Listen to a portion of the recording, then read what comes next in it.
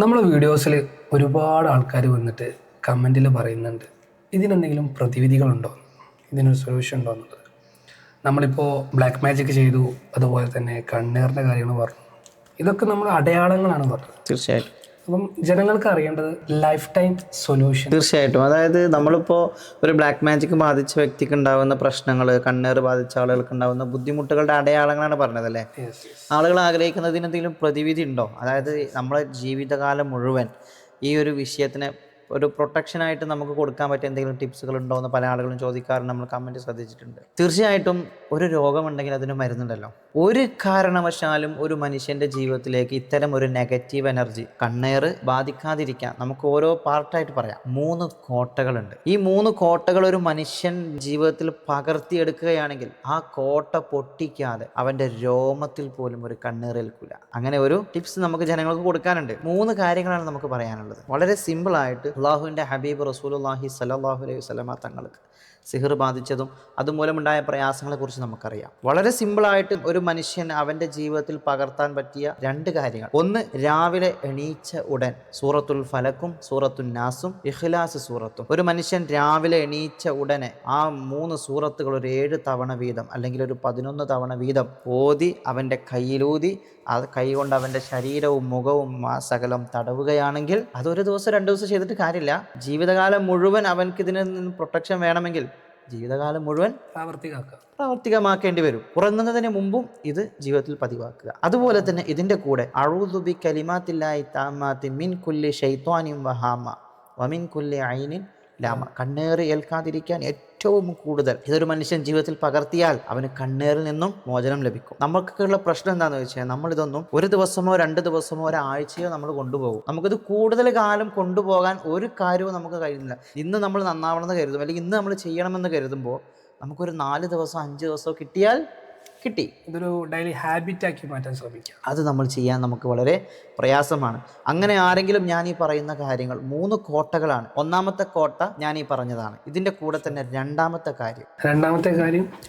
രണ്ടാമതായിട്ട് പറയുകയാണെങ്കിൽ നമുക്കൊക്കെ അറിയാവുന്ന ഒരു കാര്യമാണ്. അള്ളാഹുവിൻ്റെ ഹബീബ് റസൂലുള്ളാഹി സ്വല്ലല്ലാഹു അലൈഹി വസല്ലമ തങ്ങൾ വളരെ വ്യക്തമായിട്ട് നമുക്കൊരു മെസ്സേജ് പാസ് ചെയ്തിട്ടുണ്ട്. അതായത് നമ്മുടെ എല്ലാ അനുഗ്രഹങ്ങളും നമ്മൾ മറ്റുള്ളവരുടെ മുന്നിൽ പ്രദർശിപ്പിക്കാൻ പാടില്ല.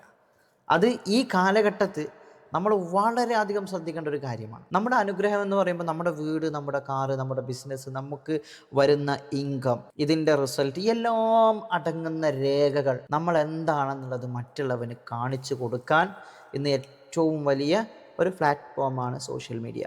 ഇപ്പോൾ ഞാൻ പറയുന്ന ഈ ഒരു സന്ദേശം വരെ മറ്റുള്ളവരിലേക്ക് എത്തിക്കുന്ന ഒരു പ്ലാറ്റ്ഫോമാണ് സോഷ്യൽ മീഡിയ. ഇതിലൂടെ നമ്മുടെ അനുഗ്രഹങ്ങളെ മറ്റുള്ളവരിലേക്ക് പ്രദർശിപ്പിക്കുക, നമ്മുടെ മക്കളെ കാണിച്ചു കൊടുക്കുക, അല്ലെങ്കിൽ നമ്മുടെ ബിസിനസ്സിനെ കുറിച്ച് സംസാരിച്ച് അതിൽ നിന്നും കിട്ടുന്ന ലാഭം, അല്ലെങ്കിൽ നമ്മൾ സുഖകരമായി ജീവിക്കുന്ന നമ്മുടെ എല്ലാ പോസിറ്റീവും ജനങ്ങളിലേക്ക് കാണിച്ചു കൊടുക്കുക. ഇത് നമ്മളിലേക്ക് കണ്ണേറ് കൊണ്ടുവരുന്ന ഏറ്റവും വലിയ വഴിയാണ്. ഒരു മനുഷ്യനും ചിന്തിക്കാത്തൊരു കാര്യമാണ്. നമുക്ക് തന്നെ അറിയാം, സോഷ്യൽ മീഡിയ നമ്മളൊരു കുട്ടിയുടെ ഫോട്ടോ എടുത്ത് വിടുന്നു, നമ്മുടെ എവിടെയെങ്കിലും ടൂറ് പോകുന്ന ഫോട്ടോ എടുത്ത് വിടുന്നു. ആ ഫോട്ടോ എടുത്ത് വിട്ട് അന്ന് രാത്രി, ഇപ്പോൾ ഈ വീഡിയോ കാണുന്ന പല ആളുകൾക്കും കമൻ്റ് എഴുതാനുണ്ടാവും. അന്ന് രാത്രി കിടന്നുറങ്ങുമ്പോൾ ആ മക്കൾ ചിലപ്പോൾ ഉറങ്ങിക്കൊള്ളുന്നുണ്ടാവില്ല. ഒരുറക്കവും കഴിഞ്ഞ് എണീക്കും, കരച്ചിൽ തുടങ്ങും, അവർക്ക് ഉറങ്ങാൻ കഴിയില്ല. കാരണം എന്താണ്? കണ്ണേറാണ്. ആ മക്കളുടെ കളിയും ആ മക്കളുടെ അഭ്യാസങ്ങളെല്ലാം സോഷ്യൽ മീഡിയ വഴി, സ്റ്റാറ്റസ് വഴി മറ്റുള്ളവരിലേക്ക് എത്തിക്കുമ്പോൾ ഇത് കണ്ട് സന്തോഷിക്കുന്നവരാകണം എന്നില്ല അപ്പുറത്ത്. ഇത് കണ്ട് അസൂയപ്പെടുന്ന ചില കണ്ണുകളുണ്ടാകും. ആ കണ്ണാണ് നമ്മുടെ ജീവിതത്തിൻ്റെ പോസിറ്റീവിനെ തകർത്ത് നെഗറ്റീവിലേക്ക് കൊണ്ടുപോകുന്നത്. അപ്പോൾ ചുരുക്കി പറയുകയാണെങ്കിൽ രണ്ടാമതായി നമ്മൾ ശ്രദ്ധിക്കേണ്ട കാര്യം, ജീവിതത്തിൽ ഈ ഒരു കാര്യം ശ്രദ്ധിച്ചാൽ ഇൻഷാ അല്ലാഹ് അവൻ ഉയരും. അവൻ്റെ ഉയർച്ച മറ്റുള്ളവരെ അറിയിക്കാതിരിക്കുക. അവൻ അറിയിക്കാതെ എത്ര കാലം ഇരിക്കാൻ പറ്റുമോ അത്രയും കാലം അവന് മുന്നോട്ട് പോകാൻ വളരെ എളുപ്പമായിരിക്കും. നമ്മുടെ വളർച്ച മറ്റുള്ളവരെ അറിയിക്കാതിരിക്കുക. അറിയിക്കേണ്ടത് അറിയിക്കുക, മറച്ചു വെക്കേണ്ടത് മറച്ചു വെക്കുക തന്നെ വേണം. അങ്ങനെ നമ്മുടെ അനുഗ്രഹങ്ങൾ മറച്ചു വെക്കാൻ നിങ്ങൾ റെഡിയാണോ എങ്കിൽ ഇൻഷാ അല്ലാഹ് അവിടെ നിന്ന് അള്ളാഹു അനുഗ്രഹങ്ങൾ വാരിക്കോരി വീണ്ടും തരും. ആ കണ്ണേറ് തടുക്കാൻ ഏറ്റവും വലിയ ആയുധമാണ് നമ്മളുടെ പോസിറ്റീവിനെ മറച്ചു വെക്കുക. മൂന്നാമതായി പറയുകയാണെങ്കിൽ ഒരു മനുഷ്യന് ഒരിക്കലും കണ്ണേറ് വരാതിരിക്കാൻ മൂന്നാമതായി ശ്രദ്ധിക്കേണ്ട കാര്യം, മൂന്നാമതായിട്ട് പറയുകയാണെങ്കിൽ നമുക്കൊക്കെ അറിയാവുന്ന കാര്യമാണ്, പക്ഷേ നമ്മളൊക്കെ വളരെ നിഷ്പ്രയാസം മറന്നു പോകുന്നൊരു കാര്യമാണ്. നമ്മളിൽ എന്തെങ്കിലും അനുഗ്രഹങ്ങൾ കാണുമ്പോൾ, അല്ലെങ്കിൽ മറ്റുള്ളവരിൽ എന്തെങ്കിലും അനുഗ്രഹങ്ങൾ കാണുമ്പോൾ മാഷാ അള്ളാ എന്ന് പറയാൻ നമ്മുടെ നാവ് ഉതിരണം. നമ്മൾ പറയും, ആലങ്കാരികമായിട്ട് പറയും. പക്ഷെ നമ്മുടെ ജീവിതത്തിൽ നമ്മൾ വസ്ത്രം ധരിക്കുന്നത് പോലെ, നമ്മുടെ ജീവിതത്തിൽ നമ്മൾ നിത്യം ചെയ്യുന്ന ഒരു കാര്യം പോലെ നമ്മുടെ ജീവിതത്തിൽ ബൈഹാർട്ടായി ഇത് കൊണ്ടുവരേണ്ട ഒരു സംഭവമാണ്. മറ്റുള്ളവരിൽ എന്തെങ്കിലും നല്ലത് കാണുമ്പോൾ മാഷാ അല്ലാഹ് ലാ ഖുവത ഇല്ലാ ബില്ലാ, ഇതൊക്കെ നമ്മൾ പറയാൻ പഠിക്കണം. നമ്മളെ മുഖം നമ്മൾ കണ്ണാടിയിൽ നോക്കുമ്പോൾ നമ്മൾ മാഷാ അല്ലാഹ് പറയണം. നമ്മൾ മുഖം നോക്കുമ്പോൾ നമുക്ക് തന്നെ എന്തെങ്കിലും സന്തോഷം തോന്നുന്നുണ്ടെങ്കിൽ ആ ഒരു കണ്ണ് വരെ നമുക്ക് ബാധിക്കാൻ ചാൻസ് ഉണ്ട്. ചില വീടുകളിൽ ശ്രദ്ധിച്ചിട്ടുണ്ട്, നല്ല രസമുള്ള വീടുകളിൽ കയറി ചെല്ലുമ്പോൾ തന്നെ മാഷാ ബോഡി. അതെന്തിനാണ്? അത് നമുക്ക് ചിന്തിച്ചാൽ മനസ്സിലാവും. നമുക്കത് മാഷാ അല്ലാഹ് എന്ന് എഴുതിയത് വായിക്കാൻ അറിയാത്ത ആളുകളൊന്നും അല്ല, എല്ലാവർക്കും അറിയാം മാഷാ അല്ലാഹ്. നമ്മൾ അതിലേക്ക് നോക്കുമ്പോൾ ഒരു വീട് കാണുമ്പോൾ മാഷാ അല്ലാഹ് നമ്മൾ മനസ്സിലറിയാതെ പറഞ്ഞു പോകുന്നുണ്ട് മാഷാ അല്ലാഹ്. അത് എഴുതി വെക്കുമ്പോൾ അത് മാഷാ അല്ലാഹ്. ആ വീടിന് കണ്ണേറ് ബാധിക്കാതിരിക്കാൻ ചില ആളുകൾ എഴുതി വെക്കുന്നതാണത്. ശ്രദ്ധിച്ചിട്ടില്ലേ? ഇതന്നെയാണ് ഏറ്റവും വലുത്. അത് നമുക്കും ബാധിക്കും, നമ്മൾ കാരണം മറ്റുള്ളവർക്കും ബാധിക്കും. മറ്റുള്ളവൻ്റെ ഒരു അനുഗ്രഹം കണ്ടാൽ ഓ മാഷാ അല്ലാഹ് ലാ ഖുവത ഇല്ലാ ബില്ലാ എന്നൊക്കെ പറയാനുള്ളൊരു ആ ഒരു മനസ്സ് നമുക്ക് വേണം. ഇനി നമ്മൾ ഒരു മൊബൈൽ മേടിച്ചിട്ട് നമ്മളെടാ ഞാൻ മേടിച്ചൊരു മൊബൈലാടാന്ന് പറയുമ്പോൾ അപ്പം അപ്പുറത്തുള്ളടുത്ത് ഓ എൻ്റെ മോനെ പൊളിച്ചടാന്ന് പറയും. അവർക്ക് ഓർമ്മപ്പെടുത്തി കൊടുക്കുക, എടാ മാഷാ അല്ലാഹ് പറയടാ, അങ്ങനെ നമ്മൾ പറഞ്ഞു കൊടുക്കുക. എടാ അപ്പോൾ മാഷാ അല്ലാഹ് പറയും. കാരണം അവനിൽ നിന്നും എന്ത് ചെയ്യാം, കണ്ണേറ് വന്നേക്കാം. ഇത് മൊത്തത്തിൽ ആർക്ക് എപ്പോൾ എന്നൊന്നും പറയാൻ പറ്റില്ല. ഇതൊരു വലിയ വിഷയമാണ്. ഒരു മനുഷ്യൻ്റെ ഏറ്റവും വലിയ ജീവിതത്തിലെ തകർച്ചയ്ക്ക് കാരണമാണ് കണ്ണേറ്. യാക്കൂബ് നബി നമുക്കൊക്കെ അറിയാം.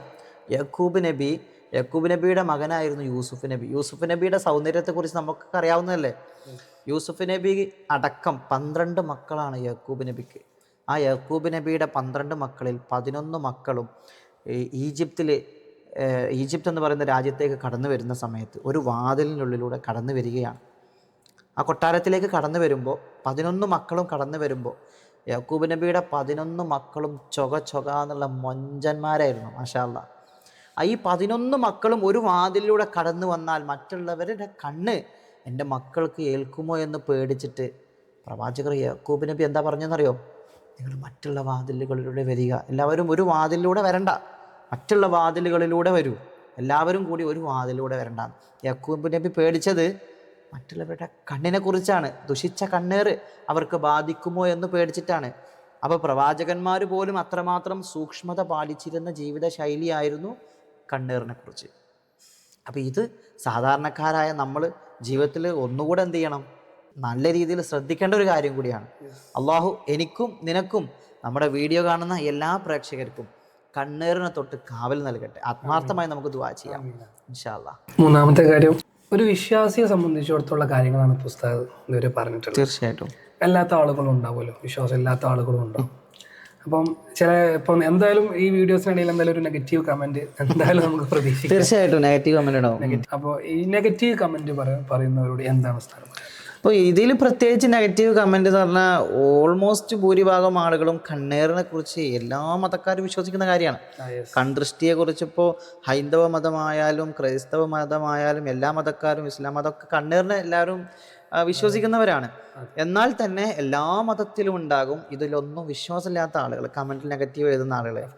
അങ്ങനെയുള്ളവരോട് എനിക്ക് പറയാനുള്ളത് പ്രത്യേകിച്ചൊന്നും പറയാനില്ല. കാരണം ഒരു ഉമ്മയെ വ്യഭിചരിച്ച മകനെ സപ്പോർട്ട് ചെയ്യുന്ന ആളുകളുണ്ട്, അതിനെ എതിർക്കുന്ന ആളും. 2 പക്ഷം നിൽക്കുന്ന നാടാണ് നമ്മുടെ നാട്.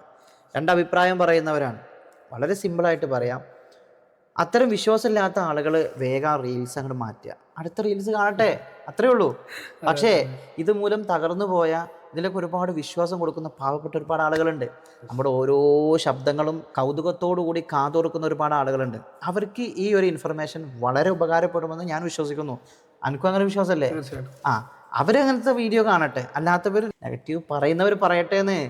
ആര് എന്ത് പറഞ്ഞാലും സത്യം തന്നെയാണല്ലോ. അപ്പോൾ ഇസ്ലാം മതം, ഹബീബായ റസൂലുള്ളാഹി സ്വല്ലല്ലാഹു അലൈഹി വസല്ലം തങ്ങൾ ഇസ്ലാമിനെ പ്രബോധനം ചെയ്യുന്ന കാലത്ത് ശത്രുക്കളുണ്ടായിരുന്നില്ലേ, അംഗീകരിക്കാത്തവരുണ്ടായിരുന്നില്ലേ? എല്ലാ വിഷയവും അങ്ങനെ തന്നെ. 100% ഒരു പോസിറ്റീവ് മാത്രം നമ്മൾ ഒരു വിഷയത്തിൽ നമ്മൾ പ്രതീക്ഷിക്കരുത്. കമൻറ്റുകൾ ഉണ്ടാവും, നെഗറ്റീവ് ഉണ്ടാവും, സപ്പോർട്ട് ചെയ്യാനുണ്ടാവും.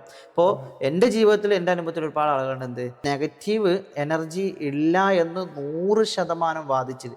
ജീവിതാനുഭവം കൊണ്ട് ഉസ്താദേ സത്യമായിട്ടും എനിക്കിതിൽ വിശ്വാസമൊന്നും ഇല്ലായിരുന്നു കേട്ടോ, ഇപ്പോൾ അൽഹംദുലില്ലാഹ് ജീവിതാനുഭവം കൊണ്ട് ഞാൻ വിശ്വസിക്കുന്നു എന്ന് പറഞ്ഞ ഒരുപാട് ആൾക്കാരെ എനിക്കറിയാം.